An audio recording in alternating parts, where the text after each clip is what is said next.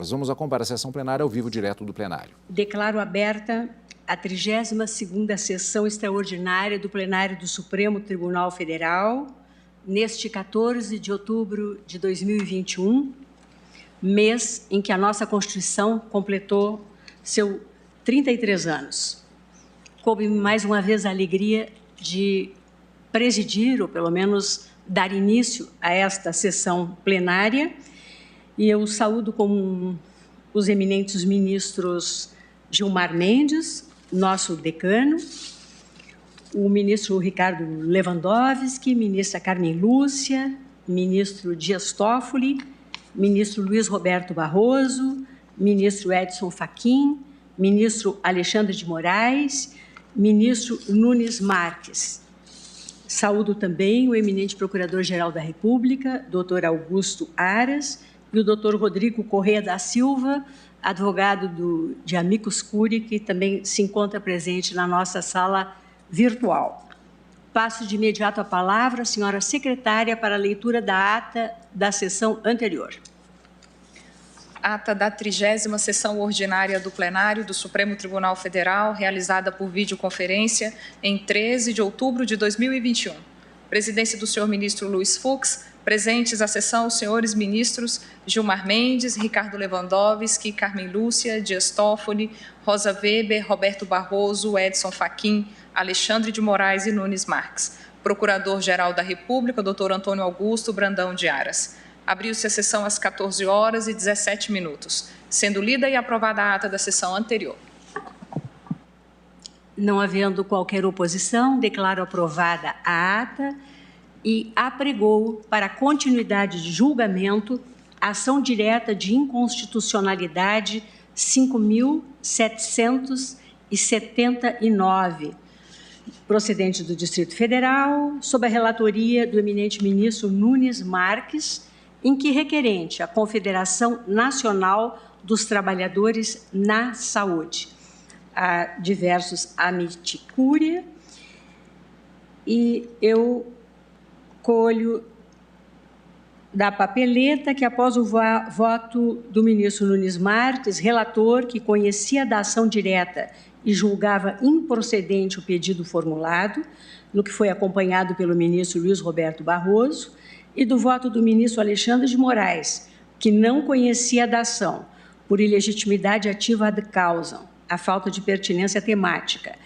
e do voto do ministro Edson Fachin, que conhecia da ação e julgava procedente o pedido, o julgamento foi suspenso. Presidente. Pois não? Só uma complementação ministro que Alexandre, vencido pois não. nisso. Presidente, eu já votei também, no caso de vencido, pela improcedência da ação. Sim. No mérito. Sem dúvida alguma. E caso superada a liminar, julgava improcedente o pedido. É como consta.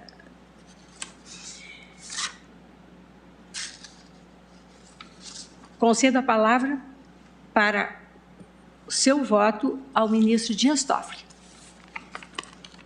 Senhora Presidente, uma boa tarde. Prazer, uma honra ser presidido por Vossa Excelência, ministra Carmen Lúcia, ministro Gilmar, nosso decano, ministro Lewandowski, nosso vice-decano, ministro Luiz Roberto Barroso, ministro Edson Fachin, ministro Alexandre, ministro Nunes Marques, senhor Procurador-Geral da República e o advogado que acompanha esse tema, doutor Rodrigo Corrêa da Silva. Saúdo os dois, o Procurador-Geral e o doutor Rodrigo, pelas manifestações realizadas na data de ontem. Cumprimento, senhora Presidente, o denso debate ocorrido ontem, a partir do voto do eminente relator, ministro Nunes Marques, e dos votos que o acompanharam, e também a divergência que parte do voto do ministro Luiz Edson Fachin. E realmente foi, para mim, muito importante esse período de ontem para hoje, para uma maior reflexão, e pedindo vênia ao relator e àqueles que o acompanharam, eu vou acompanhar a divergência aberta pelo ministro Luiz Edson Fachin julgando exatamente tal qual Sua Excelência, conhecendo da ação, nesse ponto divergindo do ministro Alexandre, mas no mérito julgando-a procedente. É como voto, senhora presidente, sucintamente. Senhores ministros, uma questão de ordem. Muito obrigada, ministro Dias Toffoli. Eu vi que o doutor Rodrigo Corrêa da Silva está requerendo a palavra pela ordem. Pois não, doutor Rodrigo? Apenas um esclarecimento de fatos foi encaminhado para os vossos gabinetes agora na parte da manhã. Infelizmente, a gente não conseguiu fazer isso com mais agilidade, mas nós levantamos a questão de permissão ou proibição dos IFAs, objeto da ação, em outros países e registro de medicamentos em outros países, e localizamos uma série de países onde eles são permitidos, nos Estados Unidos, na Austrália, na Alemanha, e já foi encaminhado para vossos gabinetes. Infelizmente, nós não conseguimos fazer com mais agilidade, nem levantar de maneira completa. Obrigada, doutor Rodrigo. A questão, o aspecto fático do remessa desses dados aos gabinetes já está esclarecido. Passo a palavra à eminente ministra Carmen Lúcia. Boa tarde, senhora presidente, senhores ministros, ministro decano, Gilmar Mendes, todos os senhores ministros, que peço licença para cumprimentar na figura do relator deste caso, o ministro Nunes Marques, e cumprimento também o doutor Augusto Aras, o doutor Rodrigo, que acessou a tribuna ontem, e também eu, senhora presidente, gostaria de inicialmente pontuar não só a excelência dos votos que me antecederam, como a importância do tema. Neste caso, numa lei que me parece de efeitos concretos e, portanto, poderia não ter a dimensão que acaba tendo pelo quadro que se apresenta do ponto de vista constitucional. Tenho para mim que é uma matéria constitucional, como foi também enfatizado, do maior relevo. E quanto à preliminar, senhora presidente, já anunciando que farei apenas um brevíssimo resumo, como tenho feito em geral, eu vou pedir todas as vênias ao eminente ministro Alexandre de Moraes, que pontuou com tanta profundidade a questão da preliminar do não conhecimento, ministro, para não acompanhar no ponto. Também eu tenho a mesma preocupação de Sua Excelência, e acho que é de todos os ministros, de não ampliarem demasiadamente o que seria a pertinência temática. Entretanto, neste caso, estamos a cuidar da inconstitucionalidade ou não de uma lei que trata especificamente da saúde, e os profissionais da saúde, não apenas os médicos, têm tudo a ver, portanto, com o assunto, e neste caso pertine, na minha compreensão, e por isso peço vênia ao ministro Alexandre de Moraes para conhecer da ação. E dela conhecendo, e em que pese o brilhantismo dos votos que me antecederam, como disse, especialmente a partir do voto do ministro Nunes Marques, peço vênia para divergir, acompanhando a compreensão que foi inicialmente exposta pelo eminente ministro Edson Fachin. Neste caso, eu faço um realce a que esta lei é uma lei expressa no seu artigo 1º ao afirmar que ficam autorizados a proibição, a comercialização e o consumo sob prescrição médica no modelo B2 dos anorexígenos, e aí são arrolados, sibutramina, anfepromana, Femporex e Mazindol. Este é o núcleo da lei, portanto, como já foi ontem em alguns votos bem posto, e nas manifestações do ministro Gilmar e na preocupação externada pelo ministro Ricardo Lewandowski, que o que se tem aqui é uma lei de efeito concreto, é uma lei medida dirigida, como normalmente se tem nesse tipo de lei, que poderia ser um ato administrativo autorizativo, até porque no direito brasileiro autorizações são veiculadas por atos administrativos. Estas leis de efeitos concretos ou autorizam ou proíbem. Contra elas, o que há é o exame de validade, o controle de constitucionalidade do que nela se contém. E o que se põe, portanto, com um realce maior aqui, é exatamente no que tomo como verdadeiro, o que se tem aqui é a questão entre a atribuição de uma agência reguladora, que antes tinha desautorizado, passou a lei, então, a autorizar, em que pese ter sido afirmado tanto pelo ministro Nunes Marques quanto pelos ministros Alexandre de Moraes e o ministro Barroso, que ainda assim poderia haver, porque não foi declarado inconstitucional, toda a tramitação na Agência Nacional de Saúde, de Vigilância Sanitária. E qual é o princípio da legalidade a que teria que se submeter esta agência? Também foi aqui já devidamente anotado que é a agência reguladora que entrou no mundo constitucional, no mundo jurídico brasileiro na década de 90, pela emenda constitucional número 19, é uma espécie distinta de autarquia com atribuições específicas, incluídas aí as de natureza normativa, e por isso mesmo ela é infralegal.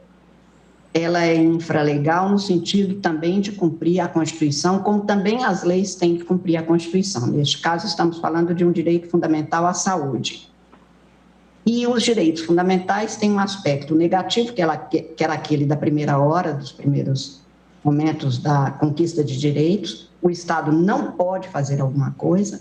E um aspecto positivo, ele tem de promover, no caso do direito à saúde, não se pode considerar válida constitucionalmente uma norma que ponha em perigo, ou pelos princípios da prevenção ou da precaução que nós tantas vezes já cuidamos aqui neste plenário, dispor a necessidade de o Congresso Nacional, o Poder Judiciário, o Poder Executivo, pelas suas respectivas atuações, por lei, por ato administrativo ou por decisões judiciais, cumprirem rigorosamente a Constituição, no sentido da proteção suficiente e eficiente dos direitos, como, por outro lado, a reserva de administração, que, claro, não é genérica é a lei, mas que precisa de se ater rigorosamente ao que foi previsto constitucionalmente.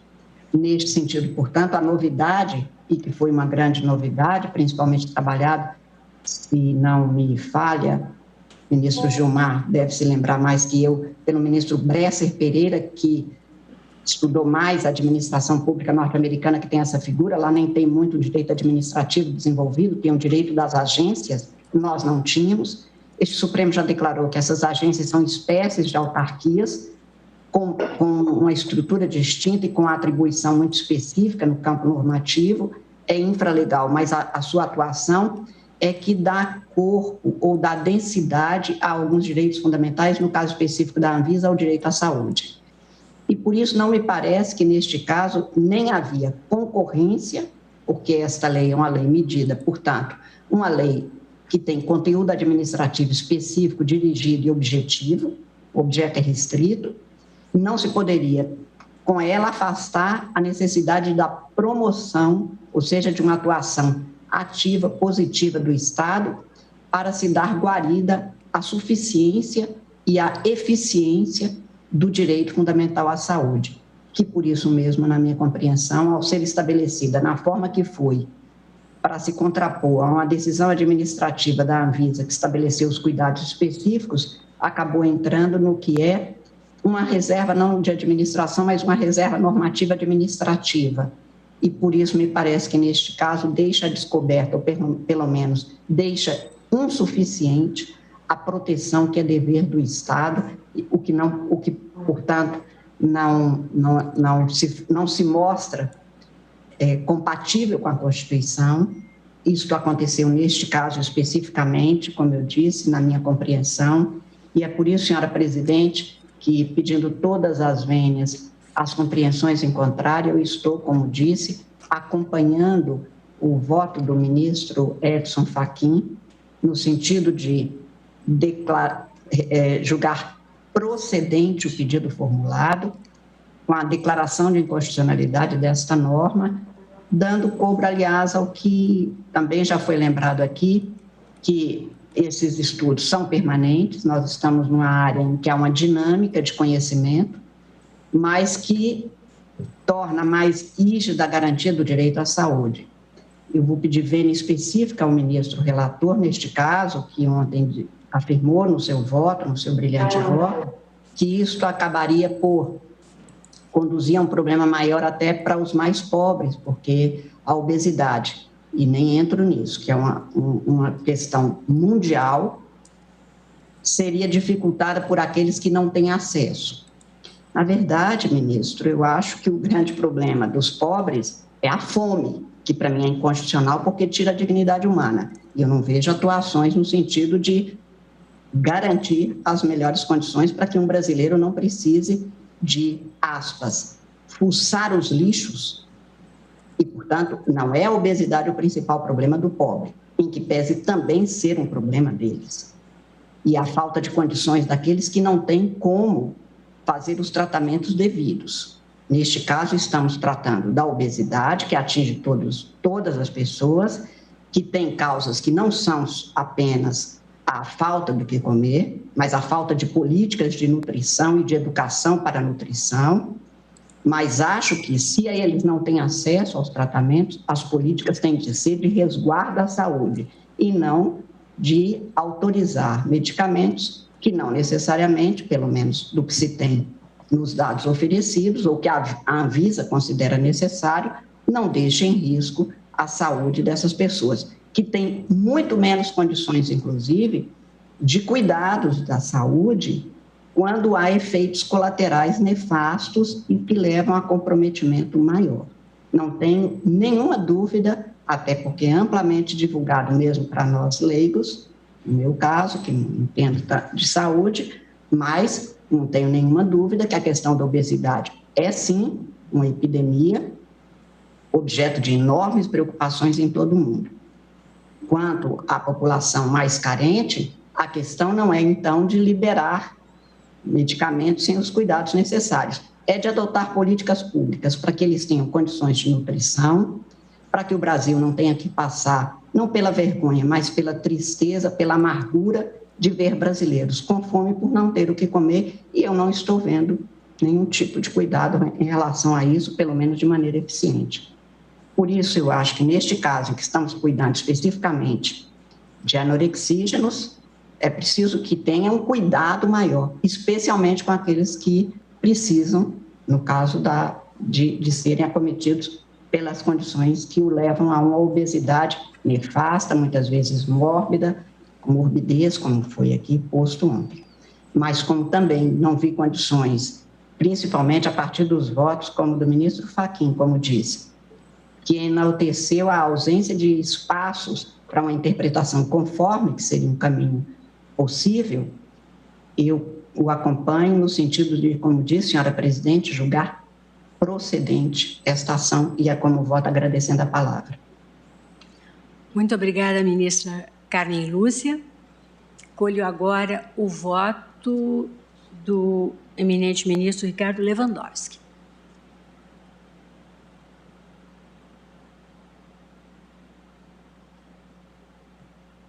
Senhora presidente, boa tarde. Cumprimento Vossa Excelência e, cumprimentando Vossa Excelência, estendo meus cumprimentos a todos os presentes. Tal como foi dito pela ministra Carmen Lúcia e também pelo ministro Dias Toffoli, o debate de ontem, para mim, pessoalmente, e creio que para todos que nos assistem, foi extremamente enriquecedor. Todas as posições foram defendidas com muito denodo, com muita substância, muita verticalidade. Eu mesmo vim inclinado, na sessão anterior, a trazer um voto no sentido de dar uma interpretação conforme ao dispositivo legal ora questionado.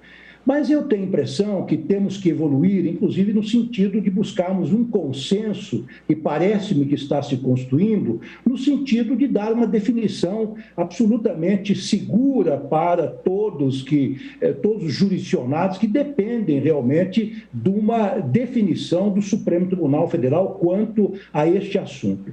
Então, nesta linha, senhora presidente, eminentes pares, eu vou pedir a máxima vênia ao eminente relator e a todos aqueles que o acompanharam para julgar totalmente improcedente a presente ação. E peço especial vênia ao eminente ministro Alexandre de Moraes, porque entendo sim que a Confederação Nacional dos Trabalhadores na Saúde tem legitimidade ad causam porque realmente nós estamos diante da possível inconstitucionalidade, da alteração de uma série de remédios contra a obesidade que teriam sido proibidos pela Anvisa e autorizados pelo Congresso Nacional. Então, aí, a meu ver, com o devido respeito, surge o interesse da Confederação Nacional dos Trabalhadores na Saúde em contestar esse dispositivo legal. Senhora Presidente, trago um resumo do meu voto, mas, dada a importância da matéria, eu vou pensar alguns trechos que me parecem relevantes. Tal como fizeram os demais ministros, especialmente o ministro Edson Fachin, ao qual acompanho integralmente, portanto, já adianto, senhor presidente, meu voto, estou acompanhando a divergência aberta pelo ministro Edson Fachin. Eu revisitei a jurisprudência da Suprema Corte, que possui precedente de relevo, sempre prestigiando a competência da Agência Nacional de Vigilância Sanitária, Anvisa. Aliás, numa de suas intervenções, na sessão anterior, logo depois da minha brevíssima fala, o ministro Luiz Fux chamou atenção para esta questão, e o Supremo Tribunal Federal tem, sim, uma jurisprudência de prestígio da Agência Nacional de Vigilância Sanitária.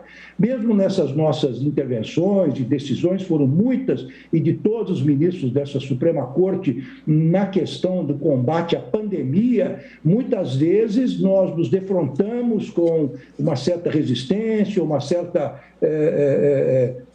certo vagar da Anvisa no decidir de questões relevantes atinentes ao combate deste novo coronavírus, mas mesmo que tivéssemos muitas vezes visões distintas ou tivéssemos buscado impulsionar ou imprimir um ritmo mais rápido e talvez até um processo decisório mais transparente à atuação da Anvisa, nós sempre prestigiamos esta agência regulatória.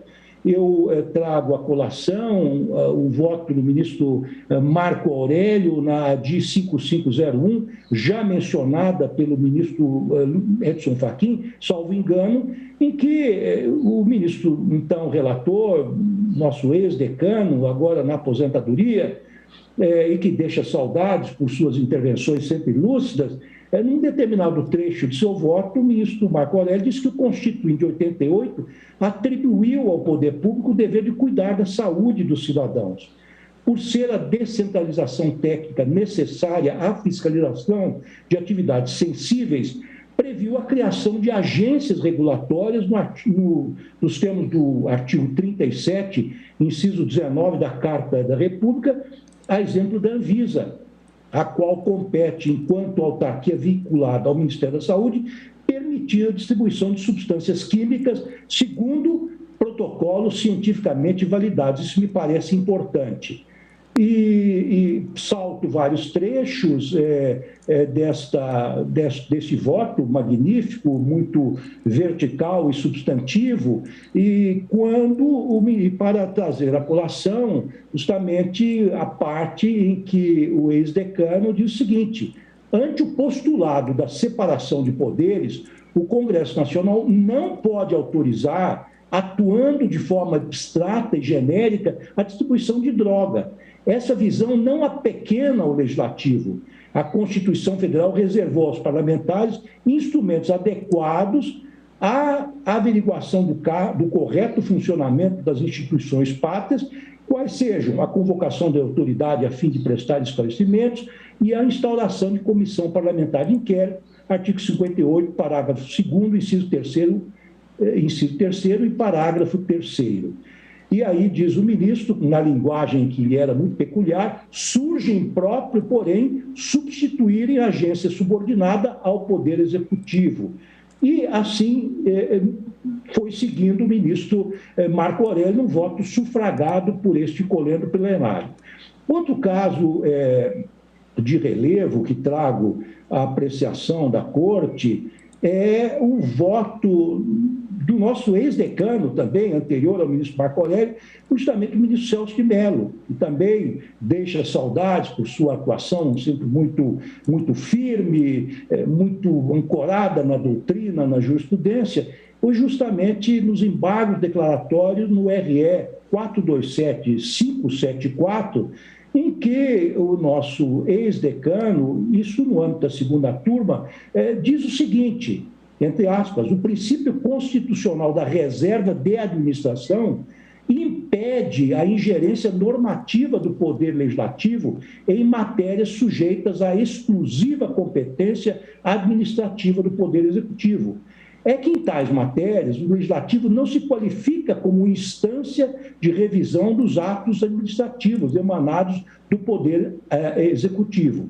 Não cabe, desse modo, ao Poder Legislativo, sob pena de grave desrespeito ao postulado da separação dos poderes, desconstituir por lei atos de caráter administrativo que tenham sido editados pelo Poder Executivo no estrito desempenho de suas privativas atribuições institucionais.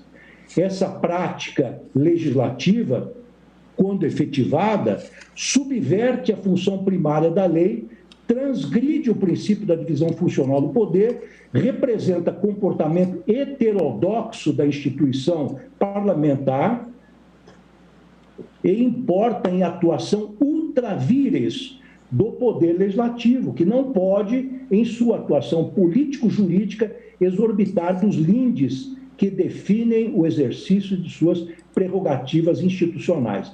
E sem conhecer ainda o voto do eminente Edson Fachin, ministro Edson Fachin, nosso colega, que sempre traz opiniões muito abalizadas também, eu me abeberei nas lições do ministro Gilmar Mendes, feitas em sede acadêmica, no seu já famoso curso de Direito Constitucional, e também consultei a 10ª edição, publicada pela Saraiva em 2015, em que Sua Excelência, num determinado trecho, diz o seguinte: os direitos fundamentais não contêm apenas uma proibição de intervenção, Einrichtungsverbote, expressando também um postulado de proteção, Schutzgebote.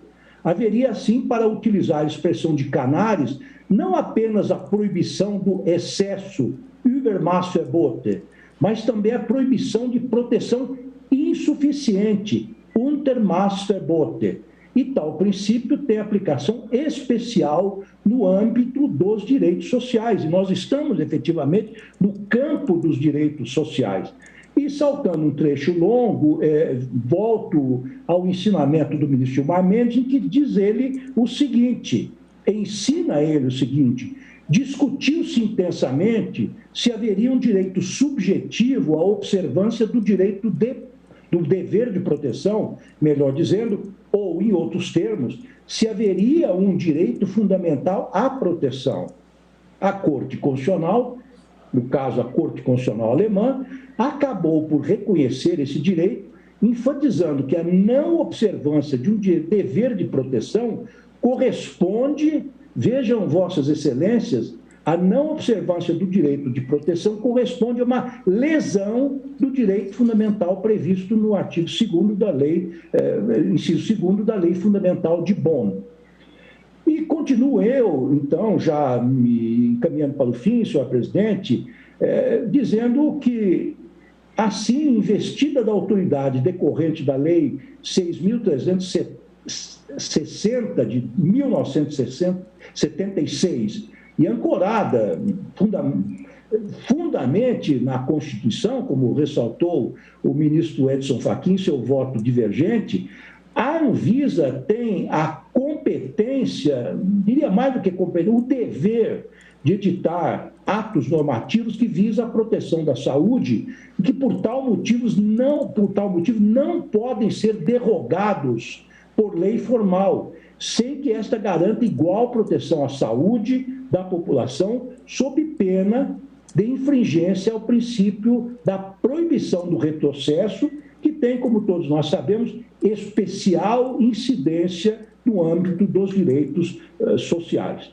Já termino, senhor presidente, mais uma última palavra, se Vossa Excelência me permitir, para dizer o seguinte: No caso sob exame, o Congresso Nacional, desbordando de seu tradicional mistério, que é o de editar leis com caráter geral e abstrato, o qual se origina desde os primórdios do século XVIII, quando, pelo menos no mundo ocidental, se afirmou a autoridade do parlamento, mas desbordando deste mistério, decidiu abalançar-se a regular o tema dos medicamentos contra a obesidade, atuando no caso concreto, o que, a meu ver, não é possível. Trago aqui o ensinamento de Tércio Sampaio Ferraz, um livrinho muito precioso, que é a Introdução ao Estudo do Direito, que tem o subtítulo Técnica, Decisão e Dominação. Nesse seu trabalho, o ministro, infelizmente não chegou a ministro, mas chegou a procurador-geral da Fazenda, professor titular da Faculdade de Direito da Universidade de São Paulo, esse eminente jurista diz que, segundo a tradição do mundo ocidental, como eu disse, que remonta à era moderna, especialmente ao século XVIII, entre aspas, as normas legais deveriam ter conteúdos abrangentes e se destinar a uma universalidade de sujeitos. E por quê? Responde o professor Tércio. Era uma repulsa ao privilégio. Ele grifa a palavra privilégio. Então, senhoras ministras, senhores ministros, penso eu, firme nas lições, não apenas da jurisprudência, da doutrina, no ensinamento do ministro Gilmar Mendes, mas agora nessas palavras do do professor Tércio Sampaio Ferraz, entendo que toda vez que o Congresso Nacional, ou o parlamento, pelo menos no mundo democrático, se lança a criar leis concretas, leis com conteúdo material, na verdade, eles estão, de alguma forma, dando feição a um determinado privilégio, nas palavras do professor Tércio Sampaio Ferraz, o que, a meu ver, data vênia, é absolutamente inadmissível. Por essas razões, em suma, eu dou provimento, julgo integralmente procedente esta ação direta de inconstitucionalidade, acompanhando, portanto, senhor presidente, na íntegra, o voto divergente inaugurado pelo ministro Edson Fachin, pedindo vênia ao relator, ministro Nunes Marques, e àqueles que o acompanharam. Como voto, senhor presidente.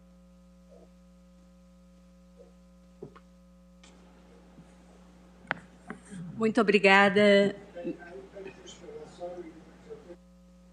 Muito obrigada, ministro Ricardo Lewandowski. Como o nosso presidente chegou, já estou a devolver a ele a presidência. Aguardaremos apenas um instante até que Sua Excelência assuma os trabalhos. Vossa Excelência tem a palavra para o voto e tão logo o meu computador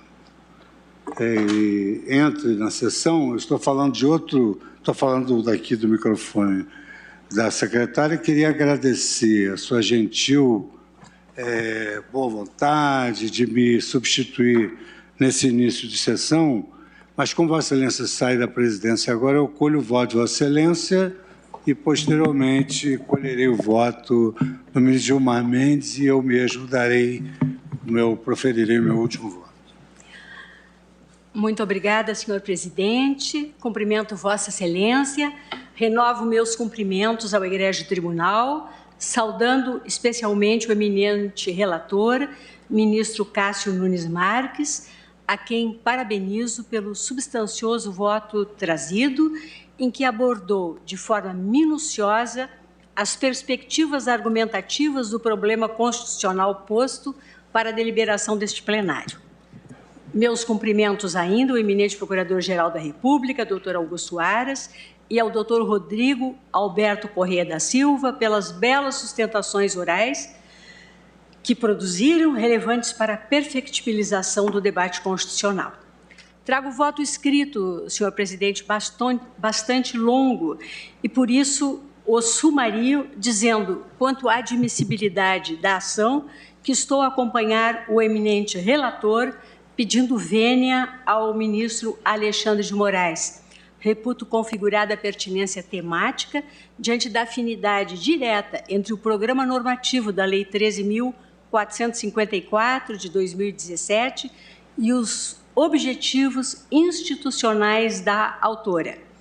Nessa linha interpretativa, inclusive, aponto o precedente formado no julgamento da DPF 54 e da ADI 4066, esta a tratar do caso amianto, oportunidade em que se discutiu o alcance do conceito de pertinência temática para se reconhecer a legitimidade da Associação Nacional dos Procuradores do Trabalho, a ANPT, e da Associação Nacional dos Magistrados da Justiça do Trabalho, ANAMATA, razões de decidir que entendo aplicáveis a este caso.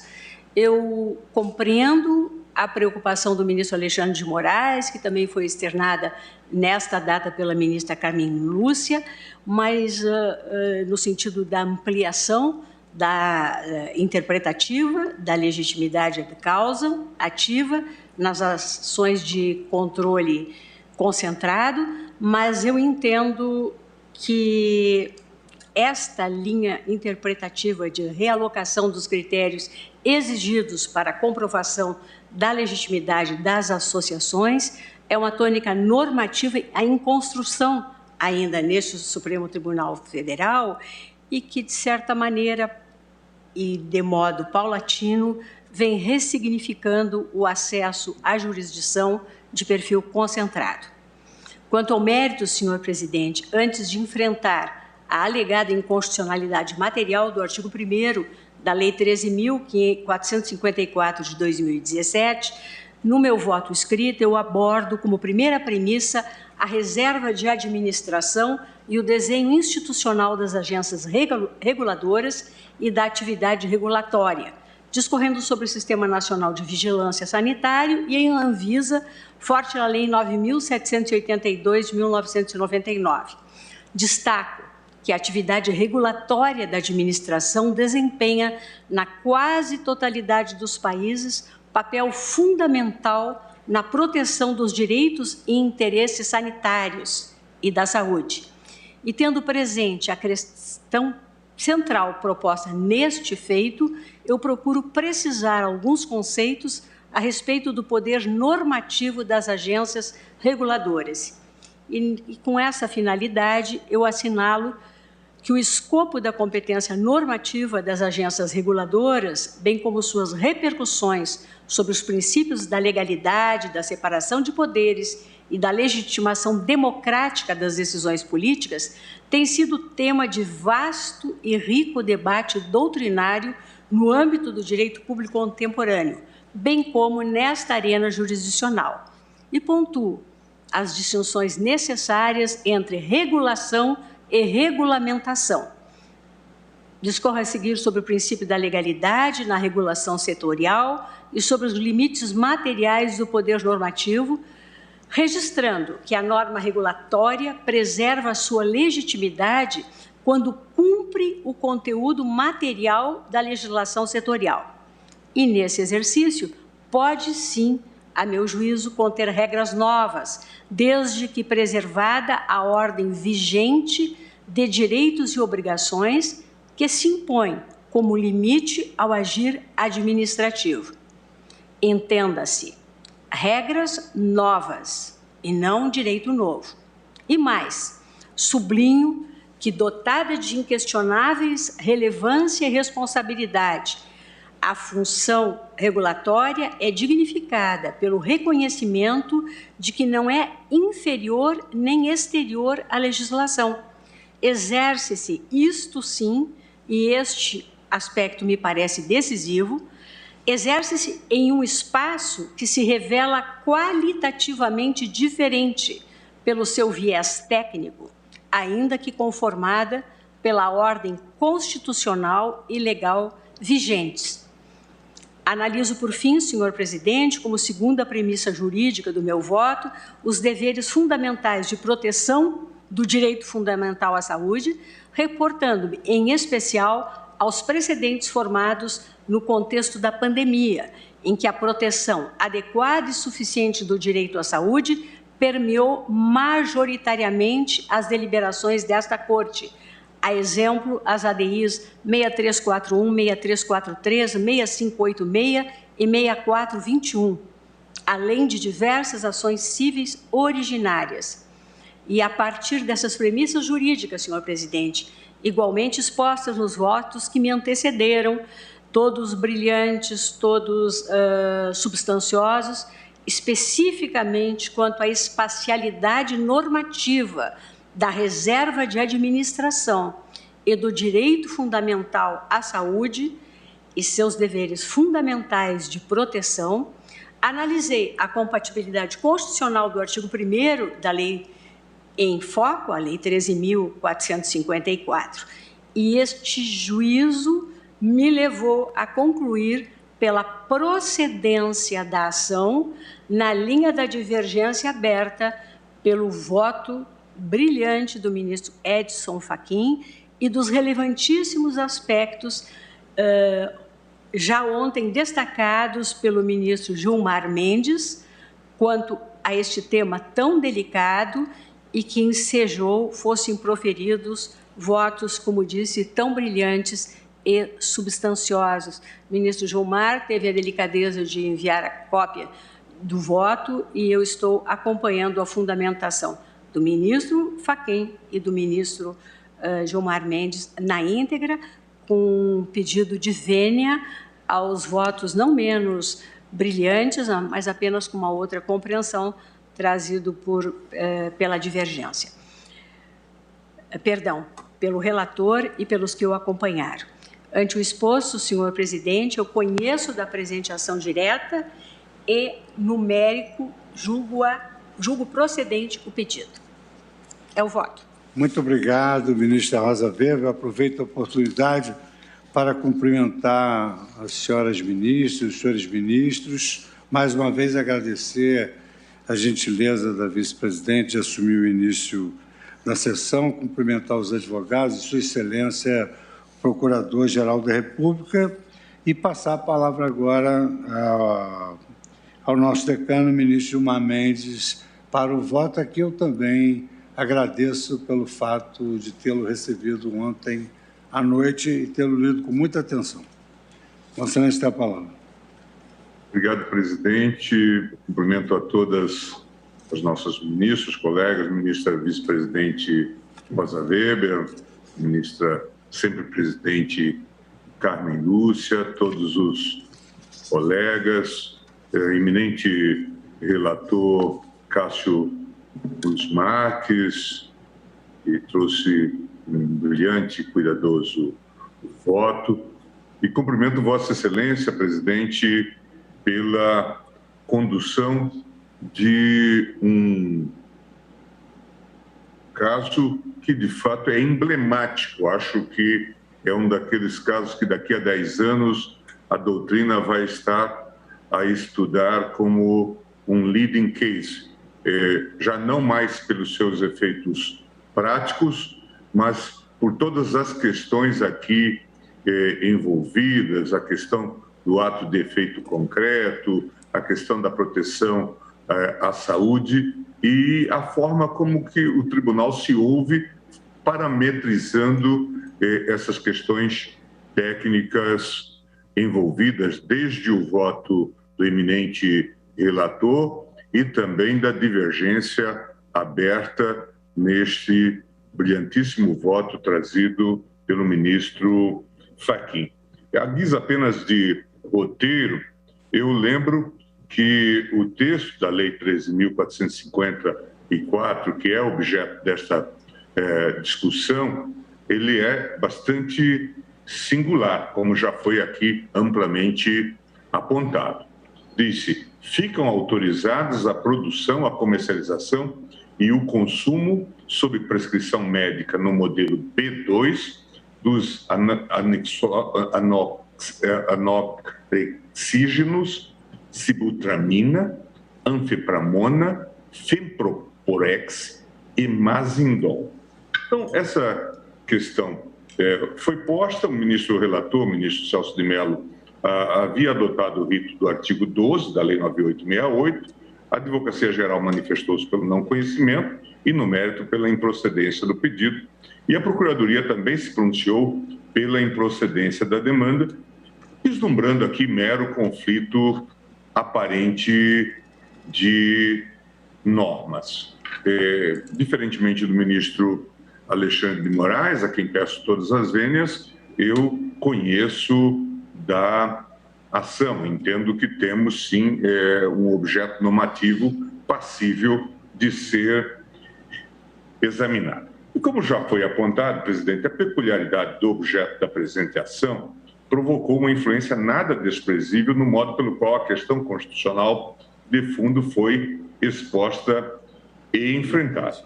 Uma vez que a Lei 13.454 autoriza a produção, a comercialização e o consumo de medicamentos naltrexígenos e o faz para contornar a escolha regulatória da Agência Nacional de Vigilância Sanitária, a questão constitucional assumiu uma forma de trade-off.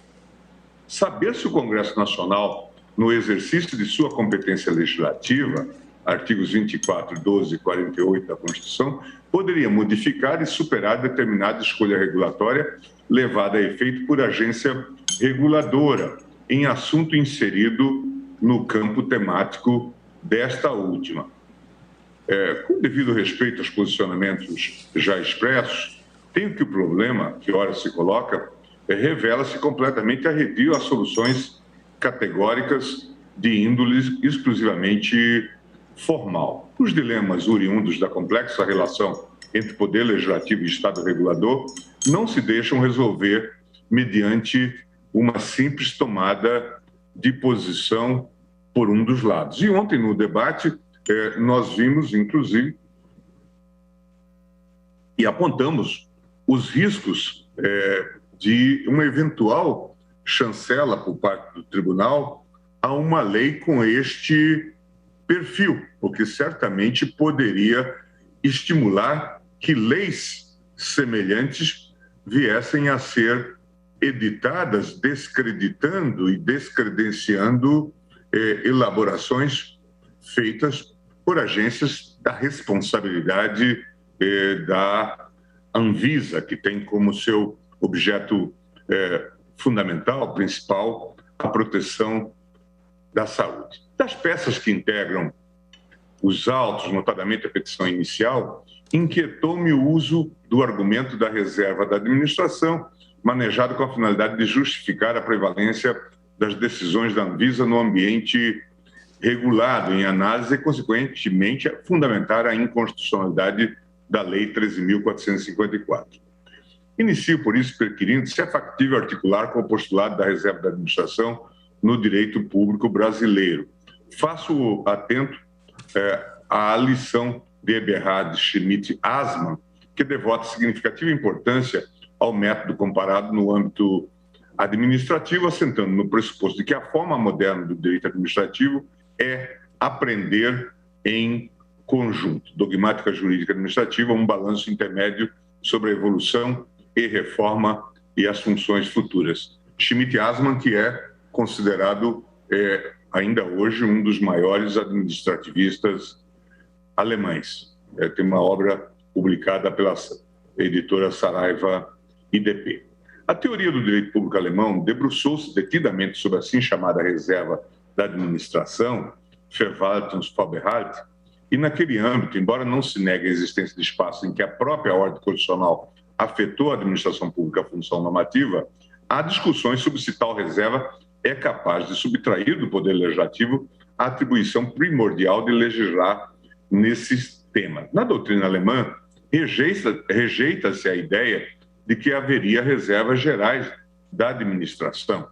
A posição predominante sobre o tema é no sentido de que, mesmo nas matérias reservadas pela Constituição, a função normativa do Poder Executivo, existe uma competência geral do Parlamento. Falávamos ontem, a propósito disso, parlamento fazer balizas genéricas a propósito dessa temática. Afinal, não é ele próprio, é o parlamento, no exercício da sua função legislativa, que baliza a criação das próprias agências, no nosso caso específico, e é assim também mundo afora, também chamado de direito de acesso do órgão legislativo, Gesetzgeberischen Zugriffsrechts.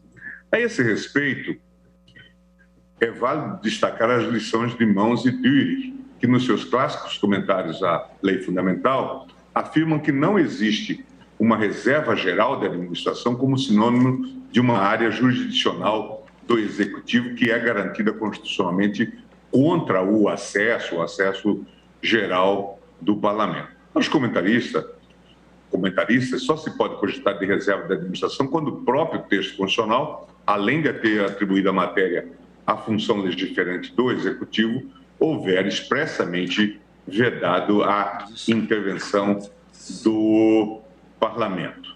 Outro sim, Degenhardt sustenta que regimes de reserva administrativas gerais seriam incompatíveis com o ordenamento constitucional alemão. O autor propõe que as competências legislativas atribuídas ao executivo sejam compreendidas como verdadeiras preferências de decisão executiva, cujos limites devem ser avaliados em concreto a partir do exercício mútuo de competência.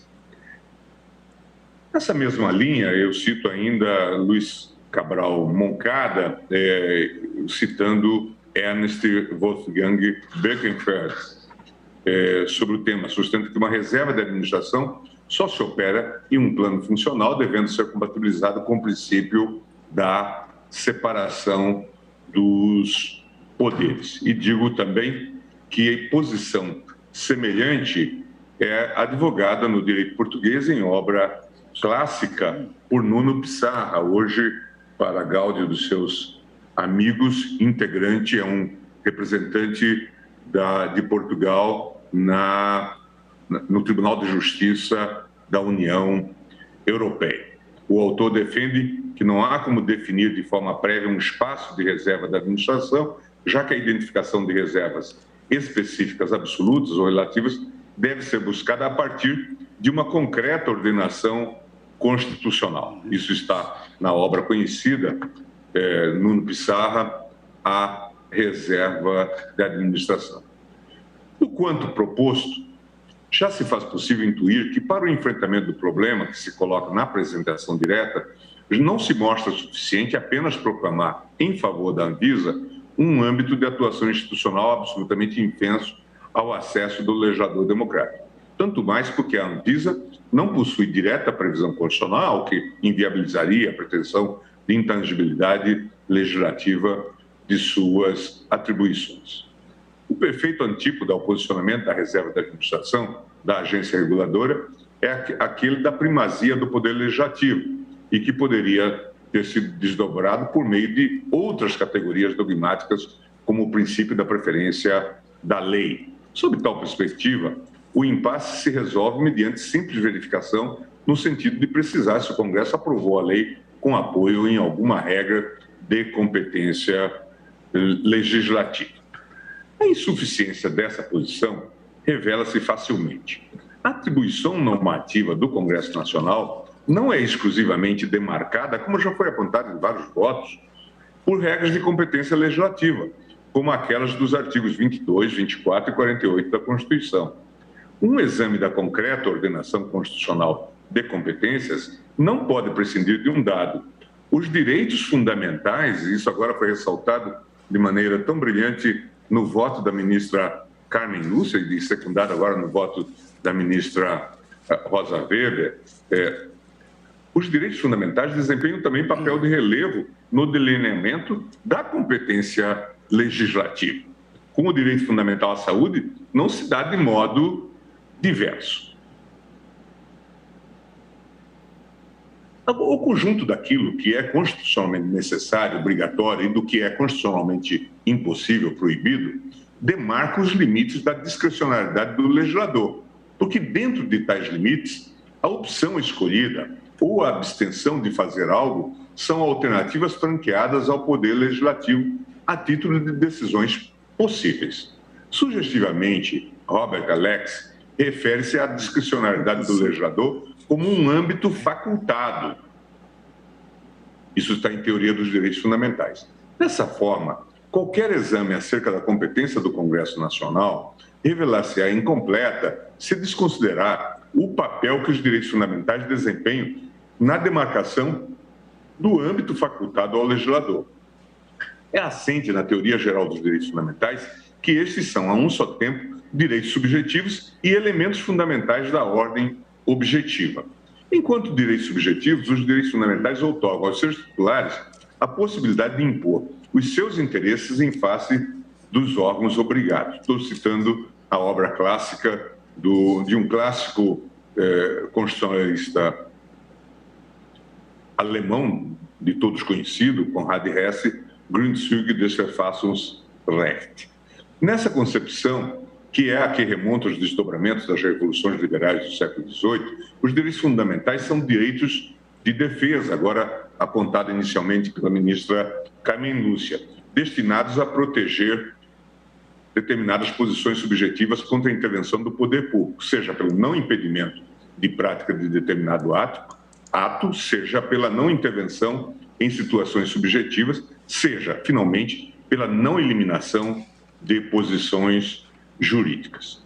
Na sua acepção de elemento da ordem constitucional objetiva, os direitos fundamentais formam a base do ordenamento jurídico de um Estado de direito democrático. Eu cito, então, o texto em comum que desenvolvi com o Paulo Gustavo no curso de Direito Constitucional.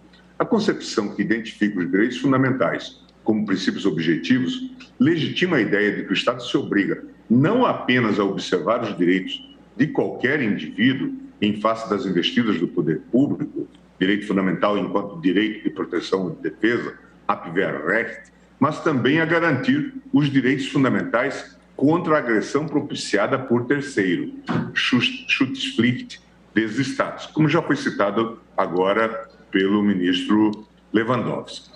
A jurisprudência da Corte Constitucional Alemã acabou por consolidar entendimento no sentido de que, do significado objetivo dos direitos fundamentais, resulta o dever do Estado não apenas de se abster de intervir no âmbito de proteção desses direitos, mas também de proteger esses direitos contra a agressão ensejada por atos de terceiros. Tal interpretação empresta, sem dúvida, uma nova dimensão aos direitos fundamentais, fazendo com que o Estado evolua da posição de adversário, Gegner, para uma função de guardião desses direitos, o chamado Grundrechtsfreund ou Grundrechtsgarante, amigo dos direitos fundamentais ou garante dos direitos fundamentais. É fácil ver que a ideia de um dever genérico de proteção, alicerçado nos direitos fundamentais, relativiza sobremaneira a separação entre a ordem constitucional e a ordem legal, permitindo que se reconheça uma irradiação dos efeitos desses direitos sobre toda a ordem jurídica. Assim, ainda que não se reconheça em todos os casos uma pretensão subjetiva contra o Estado, tem-se inequivocamente a identificação de um dever deste de tomar todas as providências necessárias para a realização ou a concretização dos direitos fundamentais. Isso foi objeto de comentário agora no voto do ministro Lewandowski. É exatamente por obra de sua dimensão objetiva que os direitos fundamentais conformam o âmbito facultado do legislador, erigindo uma competência negativa. Eu cito agora o conhecido manual de Baudot-Perrot e Bernhard Schilling, Direitos Fundamentais. Dizem eles, por um lado, os direitos fundamentais têm uma função jurídica objetiva pelo fato de limitarem a margem de atuação e de decisão do Estado. O Estado não pode fazer uso arbitrário das suas competências legislativas, administrativas e jurisdicionais, mas apenas pode fazer o uso que os direitos fundamentais permitem. Estes são limites ou negação das competências do Estado e, nessa medida, normas de competência negativa. Não obstante, os direitos fundamentais continuam sendo direitos subjetivos do particular. O que muda é apenas a perspectiva. O que os direitos fundamentais dão ao particular em margem de decisão e de atuação, retiram-no ao Estado objetivamente. Isto é, independentemente de saber se o particular o invocou ou então apenas o aproveita. Agora eu passo, então, e vou caminhando para a conclusão, presidente, sobre a considerar o direito fundamental à saúde, que já foi aqui amplamente citado a partir do voto do relator, mas também do voto divergente do ministro Fachin, artigo 6º, artigo 196 e artigo 200 da Constituição Federal. E aí eu repasso a questão conhecida do artigo 196, sobre o direito à saúde, e digo o seguinte: não se faz necessário examinar cada um desses elementos normativos constantes do dispositivo em referência. Para os fins desta ação direta, basta recobrar que o artigo 196 da Constituição claramente funciona como sede de direito individual quando dele emana um direito coletivo de proteção à saúde. Não se trata de mera norma programática, que por isso seria incapaz de produzir efeitos, apenas indicando diretrizes a serem observadas pelo poder público. Cuida-se de um direito coletivo assegurado à generalidade das pessoas e cuja concreção demanda políticas públicas. Presidente, como estamos em uma quadra em que o óbvio precisa ser dito, enfatizo que tais políticas necessariamente devem visar a redução dos riscos de doenças e outros agravos correlatos, de forma a prestigiar a dimensão preventiva da tutela à saúde. Não se coloca no âmbito de incidência da norma a adoção de políticas que flertem com o terraplanismo sanitário. Não há uma discricionariedade técnica, por exemplo, para adotar um meio sabidamente ineficaz para o enfrentamento de uma epidemia. É fora de qualquer dúvida razoável que ao gestor público não assista a opção de adotar uma determinada solução para o enfrentamento de um problema sanitário, se, para tanto, está amparado unicamente na compulsão de adular um superior hierárquico. De outra banda, e claro, à guisa de mera hipótese, também não assistiria ao legislador a prerrogativa de confeccionar diploma normativo pelo qual aprovaria método de tratamento considerado pelo consenso científico e pelos órgãos de regulação como ineficaz. Tudo isso embalado pela força do lobby promovido por segmentos que faturaram política e economicamente com uma pandemia. A propósito, peço vênias para transcrever histórico julgamento desta Corte, na ADIM 6421, medida cautelar, da relatoria do ministro Roberto Barroso, ocasião em que foram didaticamente descritas as consequências às quais se sujeitarão aqueles gestores que adotaram decisões ao arrepio de normas e critérios científicos. Direito administrativo, ações diretas, responsabilidade civil e administrativa de agentes públicos, atos relacionados à pandemia de Covid-19, medida provisória 966 de 2020, deferimento parcial da cautelar. Ações diretas de inconstitucionalidade que questionam a limitação da responsabilidade civil e administrativa dos agentes públicos às hipóteses de erro grosseiro e dolo, com base no artigo 28 da Lei de Introdução às Normas do Direito Brasileiro e na medida provisória 9666 de 2020. A alegação de violação aos artigos 37, parágrafo 4º, 5º e 6º da Constituição, ao princípio republicano e ao princípio da probidade e da eficiência administrativa. Decisões administrativas relacionadas à proteção à vida, à saúde e ao meio ambiente devem observar estándares, normas e critérios científicos e técnicos, tal como estabelecidos por organizações e entidades internacional e nacionalmente reconhecidas. E citava a ADIM 4066, da relatoria da ministra Rosa Weber, o RE 627189, da relatoria do ministro Dias Toffoli. E prosseguia.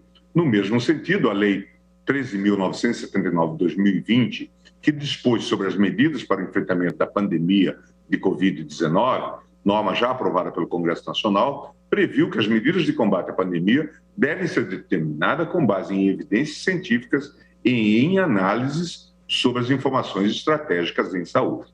Tais decisões sujeitam-se, ainda prossegue o voto do ministro Barroso, aos princípios constitucionais da precaução e da prevenção, que impõe juízo de proporcionalidade e não a adoção a priori de medidas ou protocolos a respeito dos quais haja dúvida sobre impactos adversos a tais bens jurídicos. E cita, nesse sentido, a ADIM 5592, redator para acordo o ministro Edson Fachin, e também o RE 627189, já citado, da relatoria do ministro Dias Toffoli.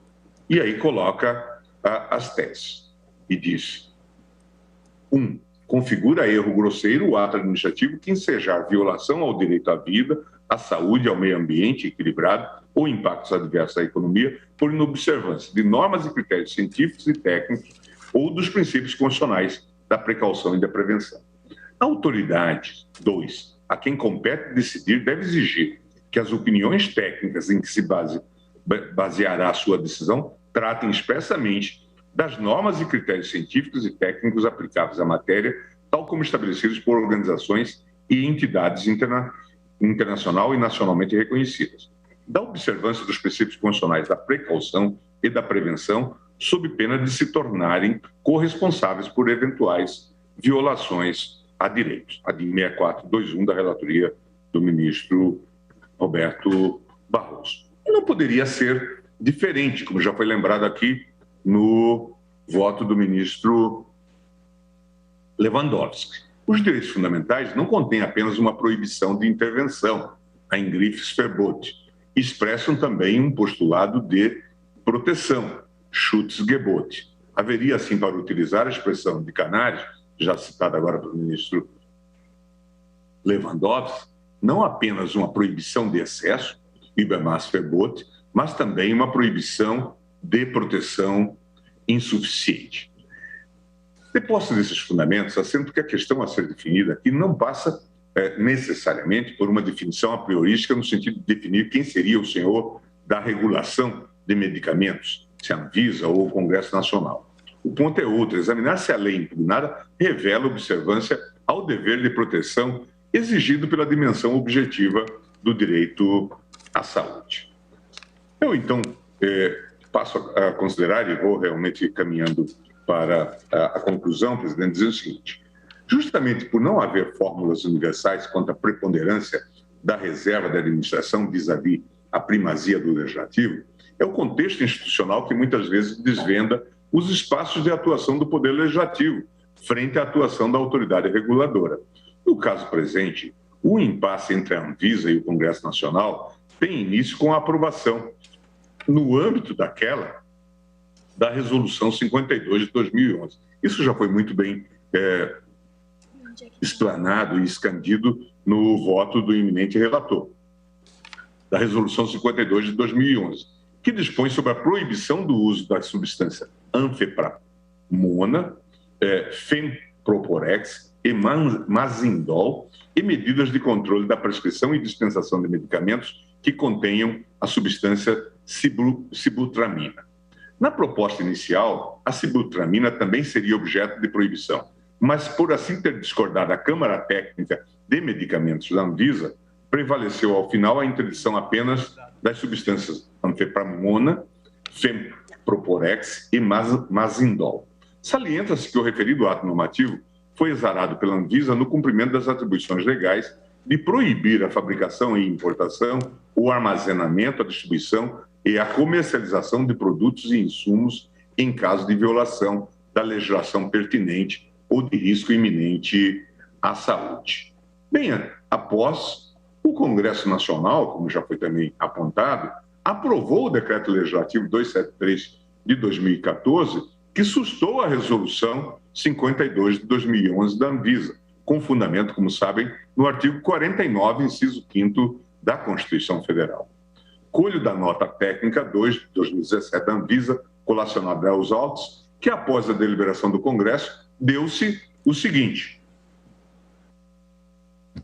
Em decorrência desse decreto, a diretoria colegiada da Anvisa aprovou o novo regulamento técnico referente a norexígenos do país.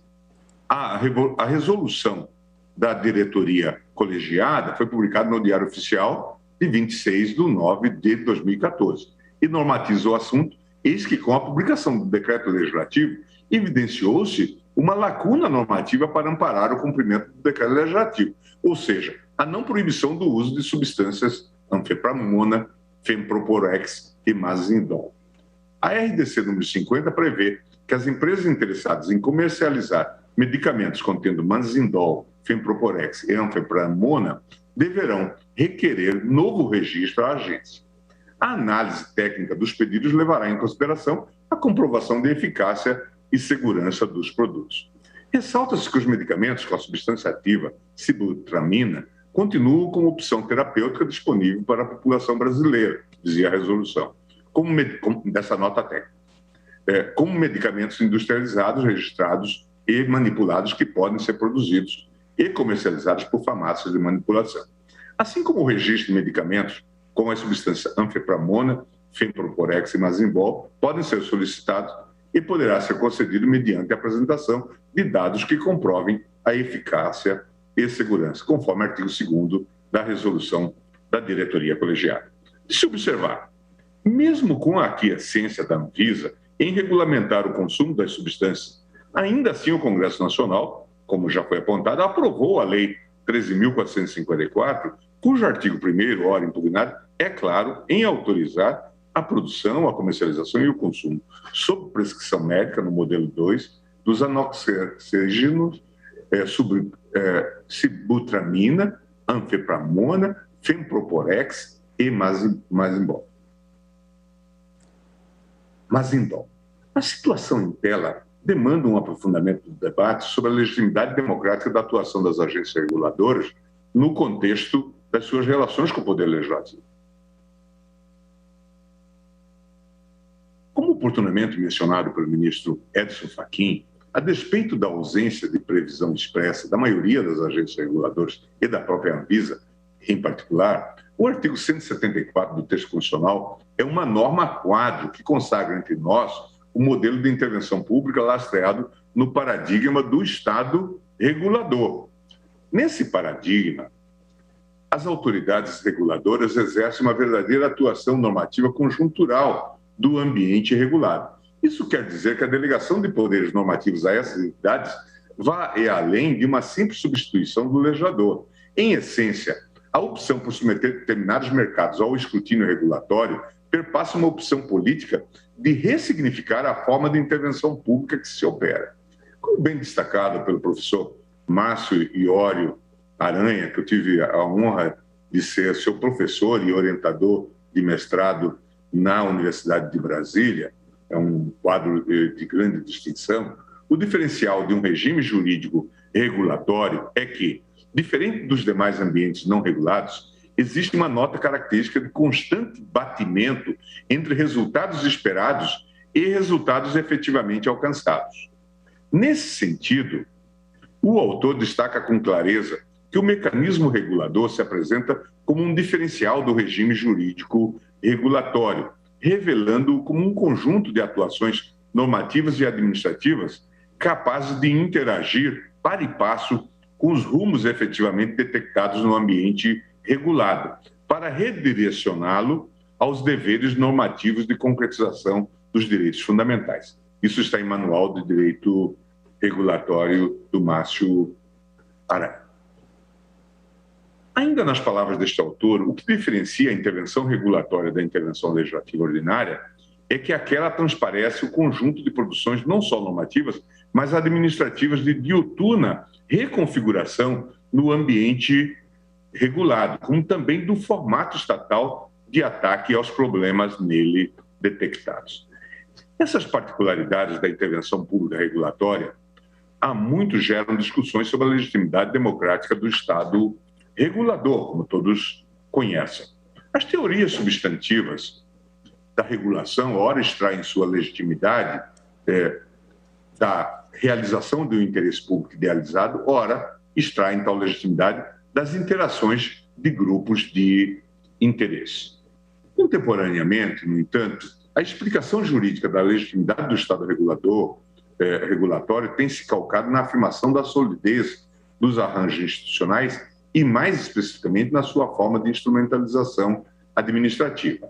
Ainda que as diversas teorias institucionais recentes tenham suas particularidades todas elas convergem na noção de que a composição das instituições e as suas formas de interação, bem como o processo social correlato, moldam de forma significativa os resultados da regulação. Eu estou citando Baldwin, Cave and Lodge, Understanding Regulation. De forma mais específica, há uma importante corrente teórica que desvenda a legitimidade da intervenção regulatória na valoração ou valorização institucional da conformação jurídica no processo decisório. Sob essa perspectiva, como ressalta mais uma vez Marchiori Aranha, a teoria jurídico-institucional da regulação parte da própria natureza e da razão de ser do processo decisório das agências reguladoras. Trata-se, portanto, do estudo processual da manifestação do poder administrativo. Nesse sentido, o que torna uma regulação boa ou ruim não é em si o resultado por ela gerado, mas principalmente sua concepção institucional. A natureza jurídico-funcional da decisão administrativa pode, por exemplo, refletir valores democráticos por meio da exteriorização do processo via procedimento administrativo, apoiado na transferência, na visibilidade, na obtenção de apoio social, na melhoria do conteúdo de regulamentações propostas, na antecipação de críticas dos atores sociais e na abertura a críticas da proposta regulatória. São essas garantias institucionais em si e a sua efetiva implementação que tornam o resultado regulatório democraticamente válido. Não se trata, portanto, de apenas discutir a quem cabe regular, mas, sobretudo, de enveredar pela pergunta: como se regula? É sobre esse enfoque da solidez institucional do processo decisório que desagou na decisão regulatória que devem ser apreciadas, a meu ver, as discussões da inconstitucionalidade da Lei 13.454, de 2017.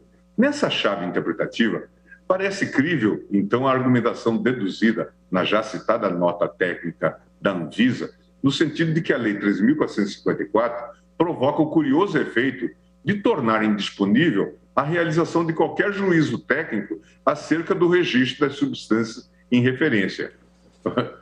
A lei provoca, diz, um congelamento do registro sanitário desta classe de medicamentos, impossibilitando a atuação preventiva ou corretiva legalmente concedida à Anvisa pela Lei 9782 de 1999. Portanto, o legislador acabou por bloquear, de fato, a própria autonomia funcional da agência. Isso porque, e ao contrário de qualquer sugestão cartorária que do termo possa advir, o registro de medicamento é instrumento fundamental para o exercício do poder de polícia sanitária e para a regulação do setor em referência. Tal foi bem exposto no voto do ministro Barroso na ADIM 5.501. E aqui, resumindo, diz o seguinte: o registro sanitário não é assim um procedimento meramente burocrático e dispensável, mas processo essencial para a tutela do direito à saúde de toda a coletividade pelo poder público. Tendo em vista essa preocupação, o Estado brasileiro, nos termos da Lei 9782 de 99, instituiu o Sistema Nacional de Vigilância Sanitária e atribuiu à Anvisa, autarquia sob o regime especial vinculado ao Ministério da Saúde, a competência para exercer a vigilância sanitária de medicamentos. Pelos mesmos motivos, a Lei 6.360 de 76 proibiu a industrialização, exposição à venda e entrega a consumo de qualquer medicamento antes de registrado no Ministério da Saúde, bem como previu requisitos específicos para obtenção do registro, como a comprovação científica e de análise que o produto seja seguro e eficaz para o uso a que se propõe e possua a identidade, atividade, qualidade, pureza e inocuidade necessárias. Artigo 16. Isso está na ADIM 5.501 da relatoria do ministro Marco Aurélio. Dessa forma, o problema central não se revela na aprovação de uma lei que verse sobre um medicamento, nem no teor concreto do diploma legislativo. Afinal, é uma realidade, pelo menos desde a década de 60, a existência de leis medida, mas não engazetes, ou lei de efeitos concretos, que materialmente assemelham-se a atos administrativos. A propósito, o Parlamento da Áustria se valeu de leis medidas para o regramento legislativo da pandemia de Covid-19. A inconstitucionalidade também não reside na tematização de uma matéria que somente a Anvisa competiria. Na verdade, o dispositivo impugnado revela-se inconstitucional porque protege insuficientemente o direito à saúde, previsto no artigo 196 da Constituição. Independentemente do meio utilizado, a lei ordinária, no caso, o fato é que o Congresso promoveu autêntica regulação, como fizeram vários municípios brasileiros no passado recente, quando proibiram, por lei, a atividade de transporte remunerado individual de passageiros por aplicativos.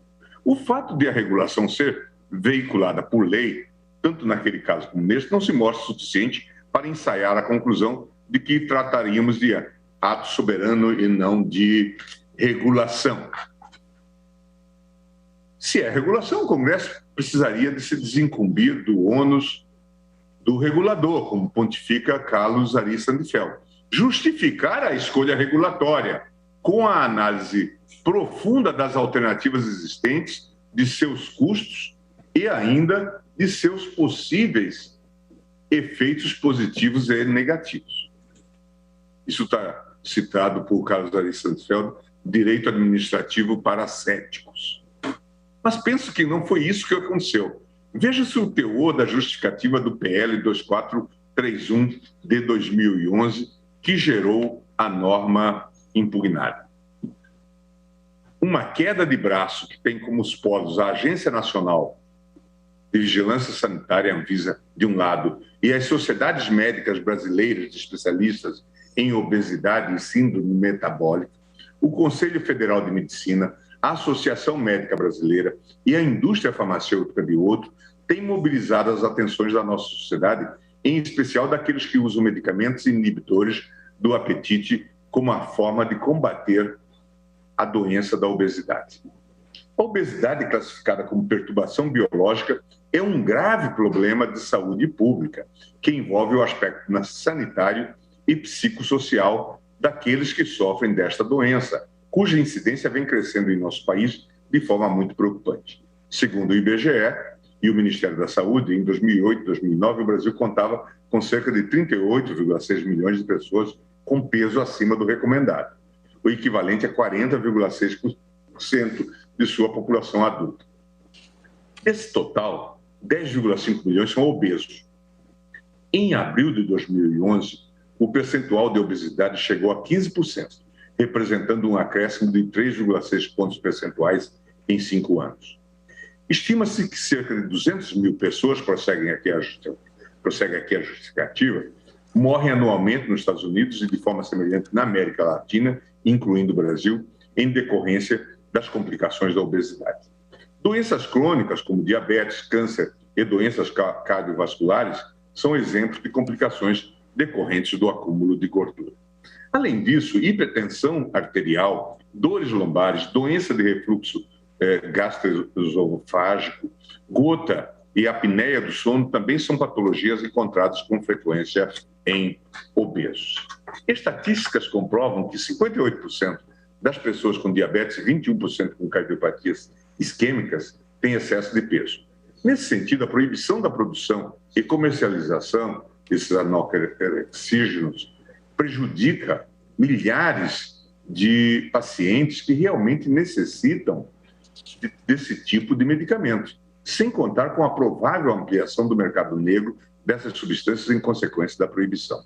Retirar esses medicamentos do mercado significa deixar sem tratamento os mais de 30 milhões de brasileiros afetados pela obesidade. O número de obesos tenderá certamente a aumentar. Tal fato ocasionaria também um aumento na busca pela cirurgia bariátrica, que tem alto custo e exige estrutura e pessoal qualificado, em número muito maior do que o atualmente existente. E prossegue a justificativa. Em lugar de proibir o uso desses elementos em questão, deveríamos pensar em um controle mais efetivo e lutar para que seu uso seja feito de forma racional, com acompanhamento rigoroso do tratamento. Em parte, isso já ocorre no Brasil por meio do receituário especial, denominado Azul B2, que é utilizado somente por médicos. O Sistema Nacional de Gerenciamento de Produtos Controlados, SNGPC, implantado há cerca de 2 anos, permite um rígido controle do uso de substâncias de controle especial, tais como anoxerígenos, sibutramina e os derivados anfetamínicos. Tal sistema já mereceu, inclusive, uma manifestação pública por parte da ONU, enaltecendo e parabenizando o Brasil pela melhoria da fiscalização sobre os medicamentos de controle especial, dos quais o Brasil é o segundo maior consumidor mundial. Os médicos especialistas e suas respectivas sociedades representativas, com o apoio total do Conselho Federal de Medicina, o órgão que regulamenta o exercício profissional do médico, discordam totalmente da posição da Anvisa em proibir o uso da sibutramina, do Femproporex, da anfepramona e do Mazidol, devido à frágil alegação de que causam mais risco do que benefício. Tal argumento, inclusive, é uma desconsideração com a diretriz científica elaborada e publicada pelas sociedades médicas e especialistas envolvendo a Sociedade Brasileira de Endocrinologia e Metabologia, a Associação Brasileira de Nutrologia, a Sociedade Brasileira de Clínica Médica, a Sociedade Brasileira de Medicina de Família e Comunitária, para os quais o grau de evidência científica na utilização desses agentes farmacológicos é A e B. Essas associações médicas fundamentam-se na prática clínica diária, envolvendo centenas de médicos prescritores, especialistas em trabalhos científicos publicados em revistas indexadas. E aí, diz mais, reafirmamos que a proibição da venda dos inibidores de apetite pode agravar o quadro de saúde da população, que sofre com essa perturbação física. Ao invés do veto às drogas, o ideal é o uso de critérios rigorosos para controlar a sua venda, na mesma forma que já ocorre com outras substâncias, como os antibióticos, para que no futuro o resultado dessa proibição não venha a criar um mercado paralelo que vai expor essas pessoas aos riscos do uso dos remédios sem supervisão. Os que mais sofrerão com este posicionamento da Anvisa serão os próprios doentes, que estarão impedidos de exercerem o direito de fazer sua opção, uma vez que todos têm direito da livre escolha. Salientamos que este é o primeiro passo para o começo de um tratamento longo e contínuo com a assistência de um profissional na área para uma vida melhor, o que faz com que muitos retomem a autoestima.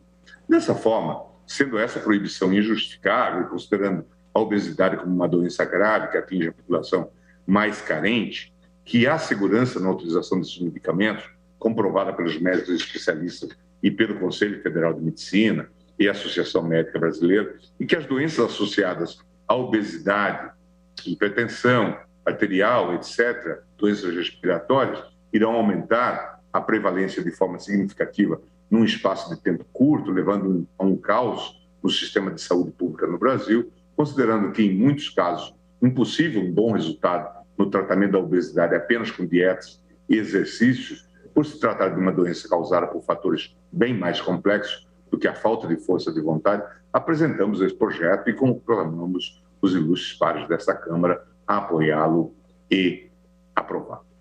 Então eu digo, presidente, é bem de ver que em nenhum momento apresentou-se alguma evidência quanto à necessidade de modificação por via de lei ordinária do marco regulatório dos anorexígenos em questão. Enfrentamento tanto mais necessário quando se lembra que as substâncias autorizadas são proibidas em diversos países. A sibutramina, como já foi discutido ontem, foi proibida na Europa por decisão da Agência Europeia de Medicamentos desde janeiro de 2010. Oportunidade em que o órgão regulatório avaliou que o remédio aumenta o risco de derrame cerebral e infarto. Nos Estados Unidos é comercializada com restrições. O Femproporex não é aprovado nos Estados Unidos e foi proibido na Europa em 1999. O Mazidol foi retirado dos mercados dos Estados Unidos e da Europa também em 99. A anfepramona, embora vendida nos Estados Unidos, não é aprovada na Europa. Outro sim, se o objetivo da lei impugnada era facilitar o acesso desses medicamentos a todas as camadas da população, a falha na prognose do legislador fica patente, na medida em que resta absolutamente ausente qualquer menção aos demais medicamentos anorexígenos existentes à época da aprovação da lei medida de 2017. Veja-se bem, o juízo sobre a inconstitucionalidade recai não na maneira como o legislador examinou os fatos e prognósticos. Recai, isso sim, sobre o que foi constatado. Eu estou falando sobre a questão dos fatos e prognósticos legislativos. E digo isso, com tais omissões, perpetra-se clara vulneração ao direito à saúde, que, por força do artigo 200 da Constituição, tem o dever de proteção conduzido de modo institucionalizado, pela via de instrumentos que removem do alcance da população substâncias que causem danos ou riscos à saúde. A sensibilidade da matéria exige tratamento diferenciado do controle de constitucionalidade, valorando o dever de proteção à saúde em suas três vertentes: o dever de proibição, Verbotsplicht, consistente no dever de se proibir determinada conduta; o dever de segurança, Sicherheitspflicht, que impõe ao Estado o dever de proteger o indivíduo contra ataques de terceiros mediante a adoção de medidas diversas; e o dever de evitar riscos, que autoriza o Estado a atuar com o objetivo de evitar riscos para o cidadão em geral, mediante a adoção de medidas de proteção e de prevenção, especialmente em relação ao desenvolvimento técnico ou tecnológico. Presidente, eu encerro lembrando e relembrando aquilo que já foi dito, apenas para que possamos esclarecer algumas questões de fato que foram objeto de controvérsias na tarde de ontem. Gostaria de esclarecer as informações colhidas pelo meu gabinete acerca do estado de reprovação das substâncias aqui referidas. Em 24 de outubro de 2017, no âmbito de audiência pública realizada na Câmara dos Deputados, a Anvisa realizou uma exposição pormenorizada acerca da situação mundial desses elementos, desses anorexígenos, cuja comercialização foi autorizada pela lei impugnada. À época, portanto, da edição da norma, o quadro era o seguinte: quanto à anfepramona, o produto havia sido proibido na Austrália, no Canadá, na União Europeia, na Suíça e em Singapura. A FDA americana foi a única agência reguladora a aprovar o uso da substância. Quanto às substâncias Femproporex, Mazidol e Sibutramina, à época da edição da norma, todas as autoridades reguladoras citadas proibiram expressamente a comercialização das substâncias. Isto é, na época da edição da Lei 13.424 de 2017, 3 das 4 substâncias eram unanimemente proibidas nos Estados Unidos, na União Europeia, no Canadá, na Suíça e em Singapura. A pesquisa desenvolvida pelo meu gabinete também foi capaz de verificar qual seria o estado de proibição dessas substâncias no presente ano de 2021. Todas as agências reguladoras mencionadas anteriormente continuaram a proibir, sem ressalvas, as substâncias Femproporex, Mazidol e Sibutramina.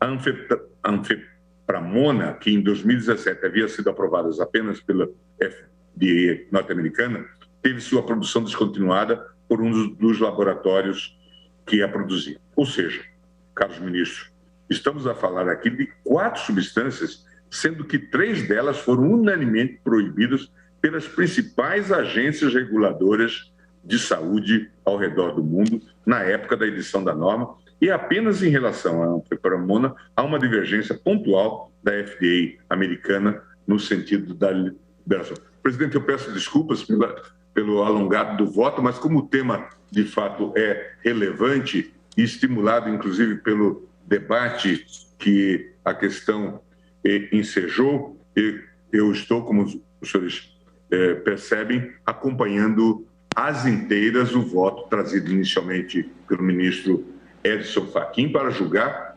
procedente o pedido manifestando-se pela inconstitucionalidade da Lei 13.454 de 2017. 2017. Muito obrigado, ministro Gilmar Mendes. Muito já foi discutido aqui, mas mesmo assim eu gostaria de trazer alguns elementos que me dediquei para a análise do caso concreto.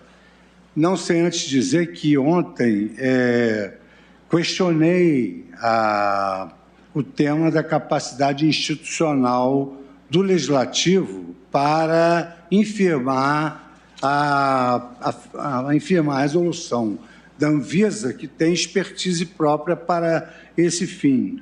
Eu destaco, nesse sentido aqui, um trecho do professor Carlos Ari Sansfeld, que coincidentemente foi citado pelo ministro Gilmar Mendes, Direito Administrativo para Céticos, Malheiros, 2017, página 206, onde ele explicita que se o legislador quiser ingressar no campo da autorregulação, ele necessariamente precisa se desincumbir de um elevado ônus argumentativo. E, na verdade, o que se debateu ali, a própria exposição de motivos da lei, que foi agora lida pelo ministro Gilmar Mendes, nós podemos depreender que a ratio essência dessa lei não tem nada a ver com proteção à saúde. Pelo contrário, acaba por denunciar a proteção deficiente e um grave retrocesso. Então, o professor Carlos Ari assenta que, se é regulação, o Congresso precisaria se desincumbir do ônus regulador, como pontifica nas suas lições, e justificar a escolha regulatória. Não houve nada disso ao elaborar essa norma. Com análise profunda das alternativas existentes, de seus custos e de seus possíveis efeitos positivos e negativos. Pelo tanto que já se expôs aqui, a substância sibutramina e esses medicamentos não tem nenhum efeito positivo, só efeito negativo. Ataque cardíaco, paralisia cerebral, problemas neurológicos, enfim. Então, eu vou saltar uma série de textos aqui, porque eu vou fazer a juntada de voto, mas eu começo destacando essa primeira emissão da resolução da diretoria colegiada da Anvisa, de 6 de outubro de 2011, nessa resolução 52, onde ela se dedicou com profundidade a esse tema, destacando-se que, no seu mistério, ela tem exatamente a Anvisa, ela tem a incumbência de afastar substâncias do mercado farmacológico que possam eventualmente causar danos à saúde humana e outras consequências colaterais desses danos emergentes. Por outro lado, como aqui também alguns votos já mencionaram, eu verifico que a European Medicines Agency, a agência internacional responsável pela avaliação e supervisão científica de produtos e medicamentos da União Europeia, além de monitorar a segurança das drogas e tratamentos utilizados no bloco europeu, realizou diversos testes e estudos clínicos científicos acerca de anorexígenos, em especial a sibutramina, condenando gravemente essa substância. Razão pela qual, em 2010, foi publicado o maior estudo acerca dos efeitos colaterais da substância, pelo denominado evidências, na tradução livre, evidências cardiovasculares da sibutramina. E, como principal resultado, demonstrou-se o aumento significativo de complicações gravíssimas, como derrame, infarto do miocárdio, e sem prejuízo, quando uma pessoa utiliza esses medicamentos de emagrecimento, na verdade, o que ela visa não é só emagrecer durante 2 meses, porque o efeito rebote é muito mais grave. O que ela visa é a manutenção do peso adquirido pela perda rápida e célere que esses remédios viabilizam. Mas, na verdade, esses medicamentos não conseguem alcançar esse desígnio de manutenção do peso com tratamento da sibutramina. Então, nesse comitê, chegou-se à conclusão de que os médicos devem parar de prescrever medicamentos contendo sibutramina para pacientes obesos ou com sobrepeso e devem revisar todos os tratamentos e os pacientes tratados com esse medicamento. Ou seja, esses medicamentos produzem efeitos colaterais instantâneos e prospectivos. Os estudos realizados pela Agência Europeia geraram um importante impacto na comunidade científica pela magnitude de suas proposições. E, por isso, não foi ignorado pelas agências reguladoras, como agora foi mencionado no voto do ministro Gilmar Mendes.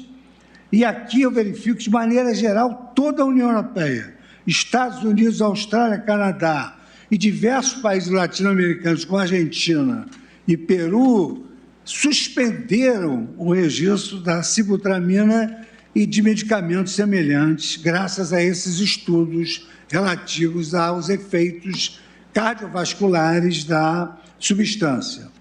Ainda, sob o ângulo da proibição normativa e do uso e manipulação de anorexia nos Estados Unidos, foram muito firmes em relação à sua decisão de proibi-los em 2010, que também aqui foi um dado mencionado por todos os votos, tendo realizado estudos adicionais acerca dos medicamentos tratados na presente ação.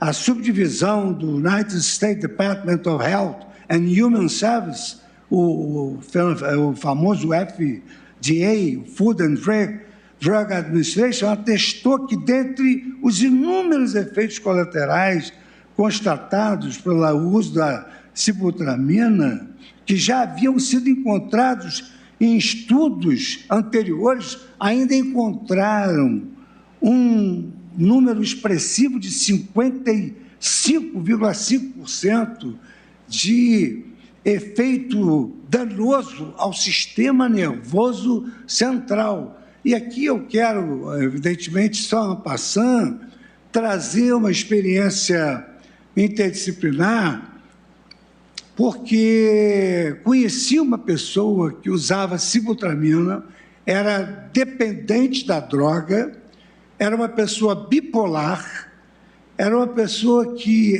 acordava depressiva de tarde, e essa pessoa, depois que realizou outros tratamentos e a operação bariátrica, perdeu metade do seu peso corporal e se transformou numa pessoa completamente diferente.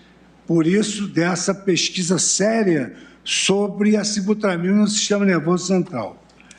Acerca dessa assertividade, a Comissão de Medicamentos Anvisa, mesmo depois da RDC 52, ela emitiu um parecer pelo cancelamento do registro dos medicamentos mencionados aqui, por apresentarem exatamente essa eficácia instantânea, sem capacidade de manutenção do peso e uma eficácia danosa prospectiva. E aqui eu não vou ler esse parecer, que é imenso.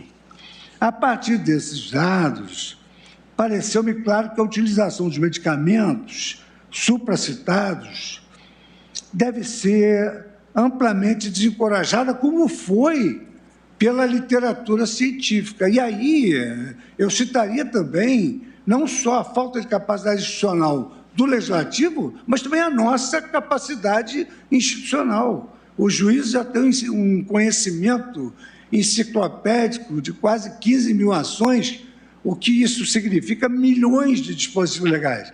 Nós não entendemos absolutamente nada de medicina, porque não fomos formados para isso. Aliás, seria até uma temeridade o exercício ilegal da medicina. Então, nós temos de nos dobrar à ciência, que foi o que nós seguimos aqui com toda a jurisprudência sobre a Covid. E aqui eu também digo que a literatura científica estrangeira, ela veda no mundo inteiro essa utilização desses medicamentos. E aí faço críticas ao decreto legislativo e repiso essas manifestações do ministro Gilmar Mendes agora, nessa interpretação histórica, revelando que, na exposição de motivos do PL, que gerou essa lei de 2 artigos, um infirmando a expertise da Anvisa e outro revogando as disposições em contrário, que o PL teve como justificativa a legislação se baseando na possibilidade de ampliação de vendas ilegais de produtos, de livre escolha dos indivíduos, e eu comprovo aqui, a semelhança de todos os demais votos, que nesse cumprimento do dever do Estado de proteger a saúde e a vida, na verdade, o que houve foi uma proteção deficiente. E aqui cito a obra do professor Ingo Stallert, no comentário coordenado pelo professor Canotilho. Mais adiante, olvidando um pouco esses aspectos técnicos, científicos, que já foram aqui mencionados, eu cito a jurisprudência do Supremo Tribunal Federal no tocante a essa deferência técnica às atribuições da Anvisa. E, quando vinha para cá, eu ouvi o voto de Sua Excelência, o ministro Ricardo Lewandowski, que citou o voto do ministro Celso de Mello com relação a essa deferência técnica às atribuições da Anvisa, exatamente no recurso ordinário 427.574, embargo de declaração, relator ministro Celso de Mello, tem a impressão que foi esse o areste citado por Vossa Excelência, não é, ministro Lewandowski? Então, eu também vou me poupar de repetir. Na própria DI 5501, o plenário declarou inconstitucional a Lei 13.269/2016, que autorizava o uso da fosfoetanolamina sintética, conhecida como a pílula do câncer, a pacientes diagnosticados com neoplasia maligna, mesmo ainda sem registro da Anvisa. E aqui esse acórdão também foi mencionado agora no voto do ministro Gilmar Mendes. E naquela oportunidade, como destacado pela ministra Carmen Lúcia em seu voto, achei muito própria essa assertiva da ministra Carmen Lúcia, a esperança que a sociedade deposita nos medicamentos, em especial aqueles destinados ao emagrecimento e ao combate à obesidade, não pode se distanciar da ciência. Foi claríssima a ministra Carmen Lúcia. No caso em tela, que era o caso da pílula do câncer, a decisão legislativa de aprovar uma lei contrária às barreiras regulatórias infringe os direitos suscitados pela requerente, ao passo que a liberação de tais medicamentos no mercado será mais prejudicial do que benéfico para os pacientes dependentes de uma qualidade de vida, no caso da obesidade. E conclui Sua Excelência, o direito à saúde não será plenamente concretizado se o Estado deixar de cumprir a obrigação de assegurar a qualidade da droga mediante rigoroso crivo científico. Eu não verifiquei nenhum crivo científico na exposição de motivos que levou à edição dessa lei, com 2 artigos visando a infirmar a expertise da Anvisa. E também cito esse recurso 657.718, que foi exatamente aquele recurso ordinário relativo a medicamentos ainda não autorizados pela Anvisa, em que o plenário da Corte declarou que o Estado não é obrigado a fornecer medicamentos sem registro da Anvisa, exceto em casos excepcionais, assentando a impossibilidade de concessão judicial. Mais recentemente, nós, na ADI 6341, chancelamos a constitucionalidade de alguns dispositivos que instituíam medidas de combate à Covid, tudo baseado na ciência, o que comprova materialmente que essa lei não protege a saúde. Essa lei, ao contrário, ela, a pretexto de proteger, ela desprotege. E eu me permito, inclusive, trazer argumentos de cunho consequencialista, que hoje é uma regra de procedendo imposta pela nova lei de introdução ao novo direito brasileiro, no sentido de que, se eventualmente houver essa prática de superação da expertise dos órgãos reguladores sem ônus argumentativo, nós vamos propiciar que, a todo momento, havendo a falta de capacidade institucional, se possa autorizar a utilização de medicamentos até por municípios, revogando determinações importantíssimas até mesmo no combate à pandemia. E digo, em caso, a vigilância e os registros sanitários de medicamentos são procedimentos de caráter tipicamente administrativos, reservados ao Poder Executivo, conforme dispõe a Constituição Federal no artigo 200, e, mais especificamente, a Anvisa, autarquia sobre regime especial vinculado ao Ministério da Saúde. Como já explicitado, a lei é clara ao prever que cabe à Anvisa a responsabilidade, a lei 8.000 aqui mencionada, é claro que ao prever que cabe à Anvisa a responsabilidade de avaliar e decidir em cada caso.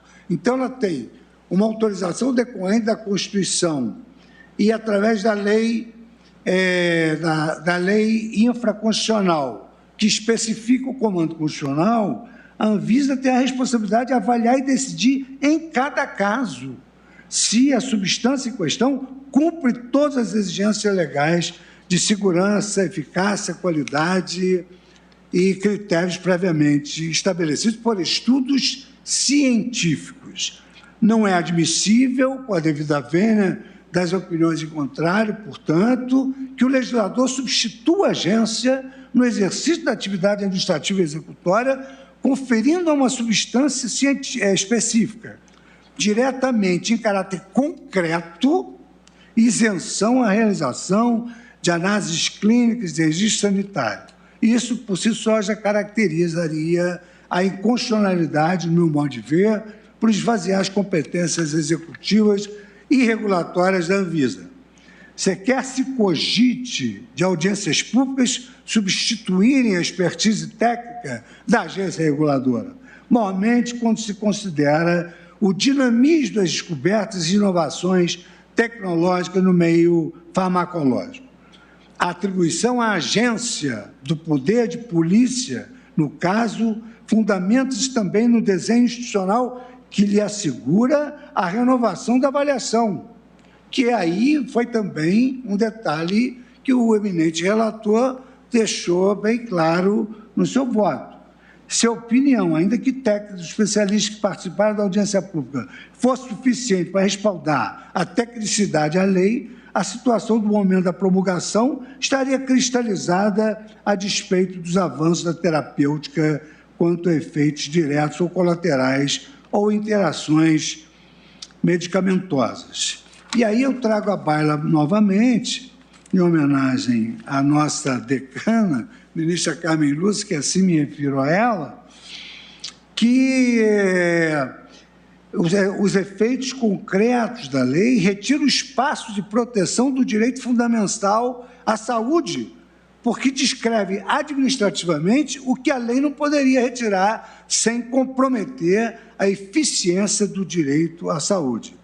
Então, na realidade, conclui, pela inconstitucionalidade, Sua Excelência a ministra Carmen Lúcia, a semelhança dos demais votos divergentes, que esse vício de contrariedade à Carta Maior está em que a norma, a lei, se afasta da proteção suficiente do direito à saúde, na contramão de tudo que já decidimos nessas ações de controle concentrado mencionadas nas minhas razões desse dia e nos demais votos. De sorte que eu, em primeiro lugar, manifestando um profundo elogio à Sua Excelência, o relator, ministro Nunes Marques, que trouxe um voto denso.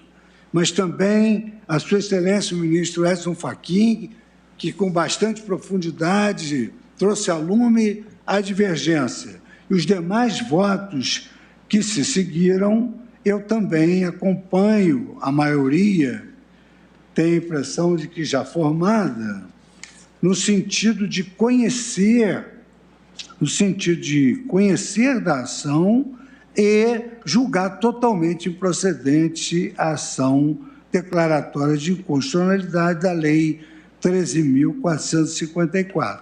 Razão pela procedente, qual... Presidente. Procedente. Procedente, né?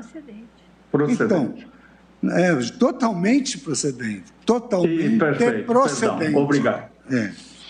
Então, eu proclamo o resultado, sujeito ao crivo também do ouvido agudo dos senhores, no seguinte sentido.